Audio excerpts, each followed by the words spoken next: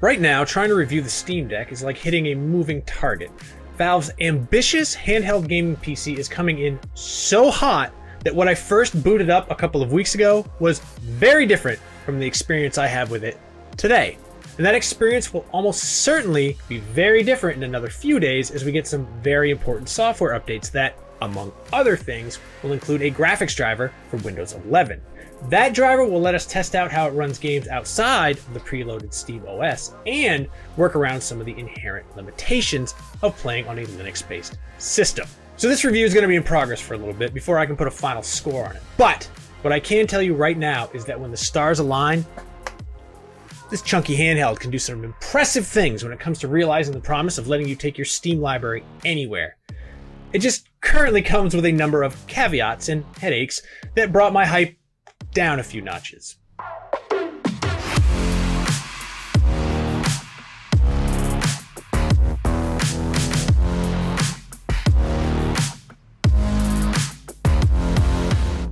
As you've already seen from the memes, this thing is pretty massive. It is 11.7 inches from end to end, which is more than 2 inches longer than a Switch, and at 1.5 pounds, it is quite a bit heavier. The size difference is enough that going back to my Switch after using the Steam Deck exclusively for a few days makes the Switch feel like a micro console. It may be a handheld, but there is no way you're going to fit this in a pocket. Still, the Steam Deck isn't uncomfortable to hold, and it's not like my arms get tired from holding it for a couple of hours. This one here is the high-end 512 gigabyte version with 457.9 gigabytes of usable space, which runs for $649 and comes with an anti-glare screen. It also comes in a respectable 256 gigabyte and the hilariously small 64 gigabyte sizes for $529 and $399 respectively.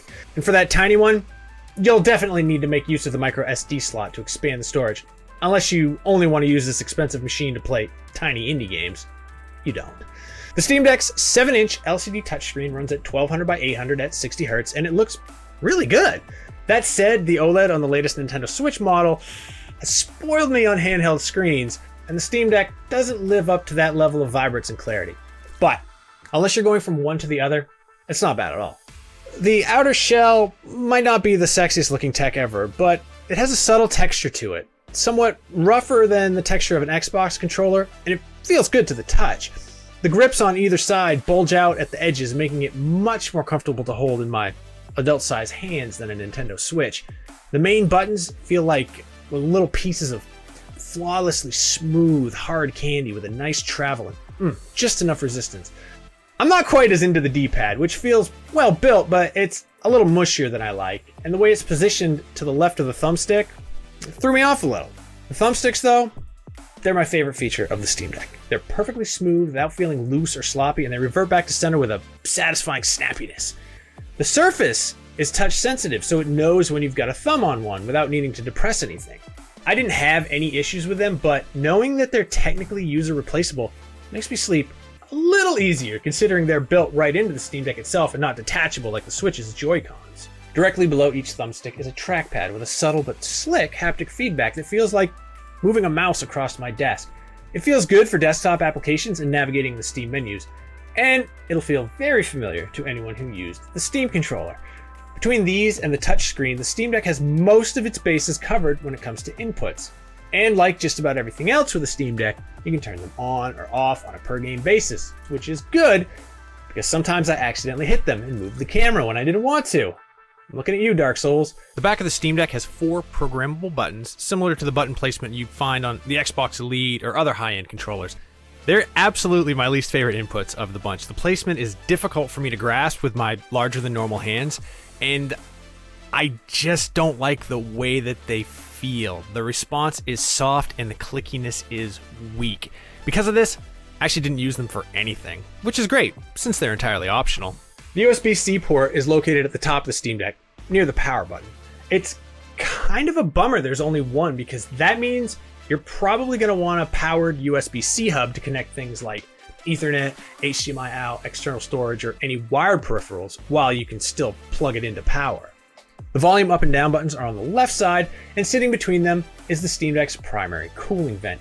It pumps out a continuous stream of heat, because most of the time, the fans are running at their highest setting. Look, it's not so loud you can't hear the pretty nice pair of forward-facing speakers over it, but I find it's impossible to ignore the high-pitched whine.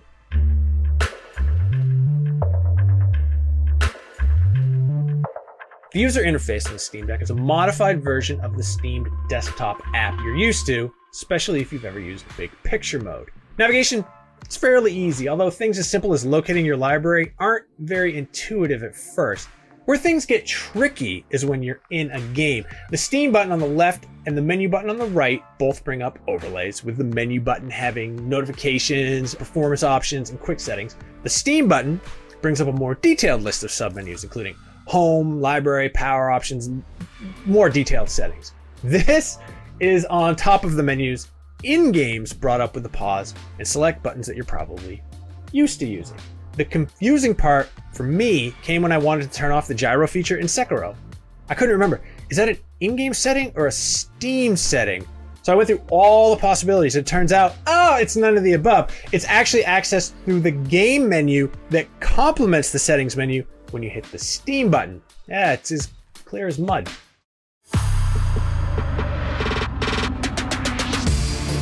One advantage consoles always had over PCs is that developers know exactly what hardware and software you're running and can tune their games precisely to run well on that. Whereas PCs, boom, all over the place.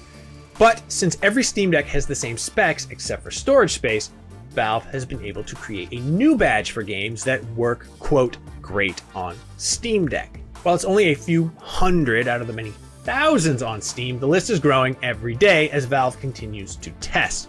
I have had a handful of crashes playing games that earned the seal of approval, but by and large, my experience has been great when playing recent games like God of War, Sekiro, Doom, and Deathloop.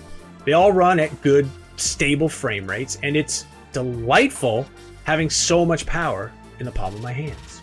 Games with this icon have been tested and will work, but with some caveats, like fonts that are too tiny to easily read on a 7-inch screen. Stellaris is a great example of this. Infinite gameplay possibilities, itty-bitty reading space. Everything else, well, it's a crapshoot, and the Steam Deck takes some bad beats when it comes to some hugely popular PC games that just don't work. Skyrim runs great, as long as you're not moving. GTA 5 didn't launch at all. Fortnite, Destiny 2, Lost Ark, and Halo Infinite are nixed by a lack of anti-cheat support. And there are lots more that just won't play nice by today's version of SteamOS. Will Valve ever get that sorted out? Maybe, maybe not. And it's a great big asterisk next to the promise of taking your whole Steam library with you wherever you go. I also haven't been able to get non-Steam games like Diablo 3, Call of Duty Vanguard, or Sifu working yet because, unless you're a hardcore Linux gamer, making them play nice requires a lot of time in the command line, and even then, unexpected permission errors stopped my progress just short of the finish. Hopefully it's cleared up soon, but unsurprisingly, none of them have been tested on Steam Deck. But hey, remember why this is a review in progress. All those compatibility problems are a result of being limited to SteamOS for now. When Windows is up and running, all of those games should work just as they do on any PC. Time will tell. Beyond that limitation, the biggest, most deflating issue I've had has been on battery life. On default settings, God of War chewed through the whole thing in just 90 minutes, which is only 3/4 of the minimum 2 hours Valve advertised. Sure, we'll be able to tune games to pace themselves a little better than that, such as by limiting them to 30 frames per second rather than 60, but it was surprising how fast it went. Oh, also, it gave me no warning at all that the battery was about to die. It just died. The other buzzkill is that even on the high-end Steam Deck, loading times can get extreme. God of War took nearly a full minute to get me into the action, and Deathloop was 2.5 minutes from the moment I pushed play. Smaller stuff like Hades, yeah, pops up in under 10 seconds at least. The Steam Deck might be running off an SSD, but it doesn't hold a candle to a PS5 or Xbox Series X in that department. I've been spoiled. At the time of this writing, it's entirely possible to install Windows on the Steam Deck. In fact, I was kind of in love with how snappy it is compared to my aging desktop, but without the graphics driver for the custom AMD APU, I couldn't play any games. But in either Windows or SteamOS, here's something your console can't do. You can jump right out of the Steam environment and presto, you're on a full-fledged PC that can do anything you'd expect a PC to do. As of right now, on-screen keyboard functionality is spotty, so you'll probably want to use a Bluetooth keyboard and mouse. But it's interesting to contemplate that with just a few accessories, the Steam Deck could be someone's only PC, and that honestly wouldn't be a terrible setup. When you factor in all of that vast multi-use capability, the extra cost above a Switch, which to this day still has no web browser or Netflix app, doesn't seem that unreasonable.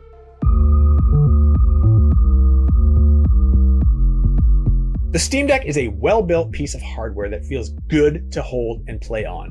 When you're playing a Valve-approved game, it's actually incredible to get this kind of performance out of a device so relatively small and compact, even if the battery can be gone in a flash if you're not careful. But on the eve of its official launch, it isn't the smooth user experience I had hoped it would be.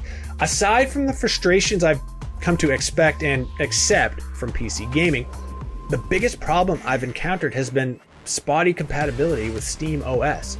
The dream of being able to play everything in your library on the go is a long way from being realized, and not being able to use Windows just yet makes a lot of those problems temporarily insurmountable.